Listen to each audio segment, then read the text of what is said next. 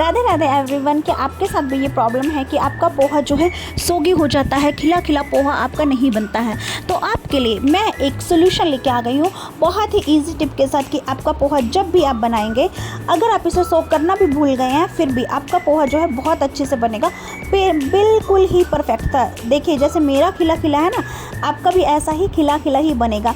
तो चलिए वीडियो को स्टार्ट करते हैं, लेकिन एंड तक देखना पड़ेगा टिप जानने के लिए। सबसे पहले देखिए मैंने यहाँ पे लिया है एक कटोरी मैंने लिया है पोहा। इसको मैंने वॉश कर लिया है, मतलब मैंने इसे 2 पानी से अच्छे से वॉश कर लिया है। इसमें मैंने आधा लेमन स्क्वीज़ किया और अब ये जो लेमन ऐड किया, मतलब जो आधा नींबू निचोड़ा है उसको मैं मिक्स कर ले रही हूँ। आधा नींबू जो मैंने निचोड़ा है उसको मैं मिक्स कर ले रही हूँ।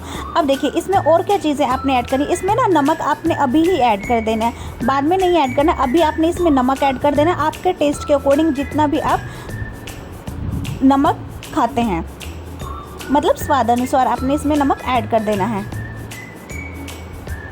अब नमक, उसके बाद देखिए मैंने आधे चम्मच से भी कम इसमें चीनी ऐड की है। चीनी भी ऐड करिएगा जिससे खट्टा मीठा फ्लेवर आता है। खट्टा मीठा नींबू है, नमक है और चीनी है, जिससे बहुत ही अच्छा टेस्ट आता है, बिल्कुल खट्टा मीठा सा टेस्ट आता है। अब देखिए मैंने क्या किया है, इन तीनों चीज़ों को मिक्स कर दिया है, नमक, चीनी और नींबू। अच्छे से मिक्स जरूर अच्छे से करना, नहीं तो कहीं पे ज़्यादा टेस्ट आए कहीं पे कम। अब मैंने इसे रख दिया अपनी प्लेट को साइड, मतलब बाउल को मैंने साइड पे रख दिया। अब देखिए मेरे पास यहाँ पे क्या क्या है। सबसे पहले मैं आपको दिखा देती हूँ कि मेरे पास क्या क्या है। मैंने यहाँ पे देखिए ये रहा मेरे पास, ये हाफ़ बॉइल्ड मटर है, आधे बॉइल्ड मटर है ये।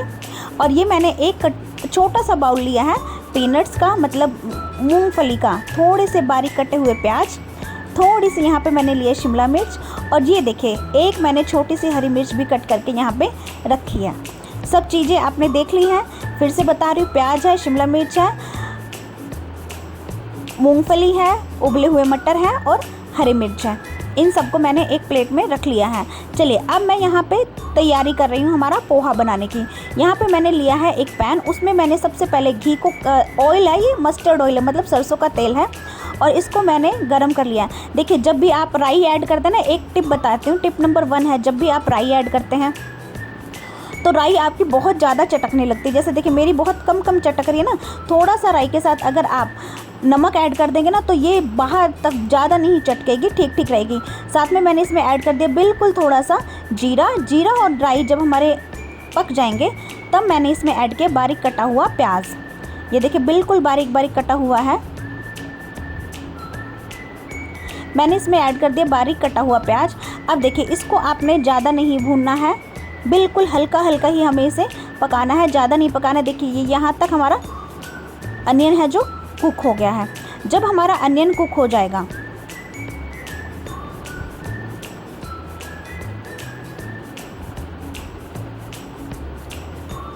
तब मैंने इसमें ऐड किया बारीक कटा हुआ शिमला मिर्च। देखिए यहाँ पे मैंने ऐड किया है बारीक कटा हुआ शिमला मिर्च।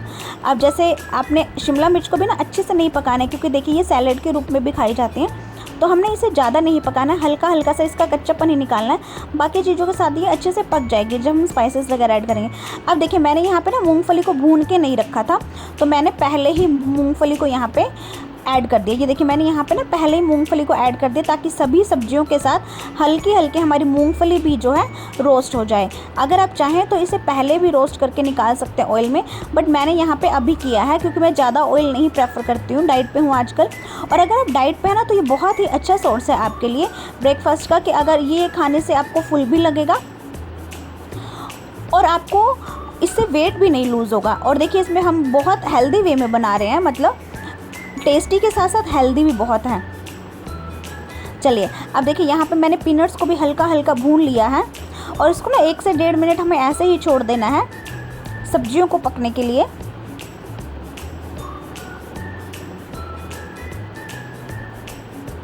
कुछ लोग इसमें ना टमाटर भी ऐड करते हैं, तो वो वाला टमाटर वाली मैं अलग से आपको रेसिपी बताऊंगी कि टमाटर के साथ पोहा कैसे बनाते हैं। आज मैंने ये आपको ग्रीन वाला पोहा बताया। अब देखिए मैंने मटर मेरे ऑलरेडी हाफ़ बॉयल थे, मतलब आधे बॉयल थे, 50% मैंने इसे बॉईल कर लिया पहले ही पानी में, गर्म पानी में।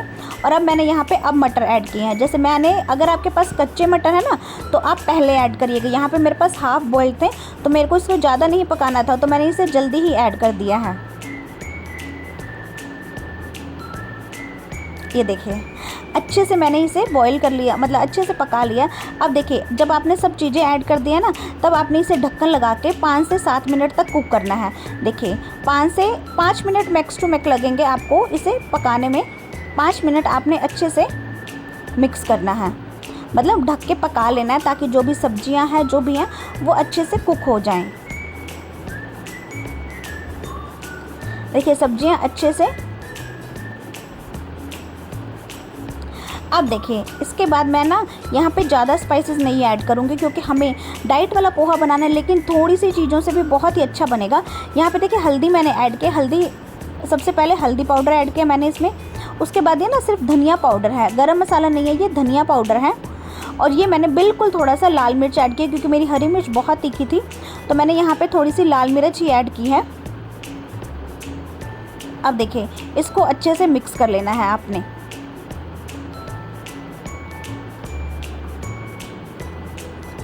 देखिए जैसे मैं इसे मिक्स कर रही हूँ वैसे ही आपने भी इसे अच्छे से मिक्स करना है, ताकि ना जब हमारा पोहा ऐड करें तो कच्चापन नहीं आए, ना ही मसालों का और ना ही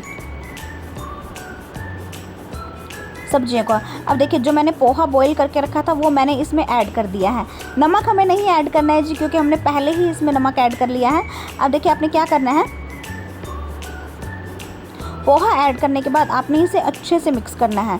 मिक्सिंग बहुत ज़रूरी है और इसे कंटिन्यू जल्दी आपने मिक्स कर लेना है। अगर आप आराम से करेंगे ना तो पोहा जो है ना वो कहीं कहीं पे तो आपकी चीज़ें मिक्स हो जाएंगी और कहीं पे नहीं होगी। तो जब भी आप पोहा बना रहे हैं मिक्सिंग बहुत अच्छे से करनी है, आपने कंटिन्यू मिक्सिंग करनी है, ताकि इक्वल कलर आए। देखिए अगर आप नहीं करेंगे ना तो कहीं पर आपका वाइट लगेगा, कहीं पर येलो। तो आपने मिक्सिंग बहुत अच्छे से करनी है, ताकि जो आपकी रेसिपी है ना वो अच्छे से एक इक्वल बने। ऐसे नहीं लगे कहीं पे खाली नहीं लगे, येलो कलर नहीं लगे, इक्वली टेस्ट आए। इसीलिए मैंने पहले भी चीनी नमक ऐड करके भी इसे अच्छे से मिक्स किया था, ताकि इक्वली टेस्ट आए, कहीं पे कम ज़्यादा नहीं आए। अगर आपने मेरी वीडियो को लाइक नहीं किया तो प्लीज़ लाइक कर दीजिए। चैनल को सब्सक्राइब नहीं किया तो प्लीज़ सब्सक्राइब करिए, क्योंकि मैं रोज़ नई रेसिपीज़ लेके आती हूँ आप सबके लिए। 4:30 बजे मेरे चैनल पे मेरी रेसिपी अपलोड हो जाती है। 12 बजे लाइव कुकिंग में मैं नई रेसिपीज़ बताती हूँ आपको। उसमें बिल्कुल नई रेसिपीज़ हैं, तो अगर आप चाहें तो लाइव क्लास में भी मुझे ज्वाइन कर सकते हैं।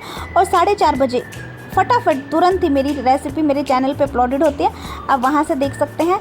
इसे भी मैंने ढक के अच्छे से कुक कर लिया है। अब देखिए हमारा पोहा बिल्कुल अच्छे से रेडी हो गया है, बिल्कुल खिला, एक भी दाना इसका स्टिक नहीं है। चावल जैसे आप बनाते हैं उससे भी ज़्यादा खिला हमारा पोहा जो है रेडी हो गया है। एक बार अगर बनाएंगे ना तो आप बार बनाएंगे इस पोहे को, क्योंकि इतनी टेस्टी और इतनी हेल्दी भी रेसिपी है। अब देखिए यहाँ पे मैंने इसे प्लेट में एक बाउल में ट्रांसफ़र कर लिया है। आपने देख लिया है मेरी रेसिपी शुरू से लेके एंड तक। अब मैं यहाँ पे दिखा रही हूँ आपको। देखिए पैन में तो था, अभी भी देखिए बिल्कुल मेरा पोहा जो है परफेक्टली है, परफेक्ट है। गरम गरम पोहा मैंने सर्व किया है। मैंने इसे ना चाय के साथ कंबाइन किया है, मतलब मैंने इसे चाय के साथ पेयर अप किया है। ये देखिए ये रही मेरी चाय।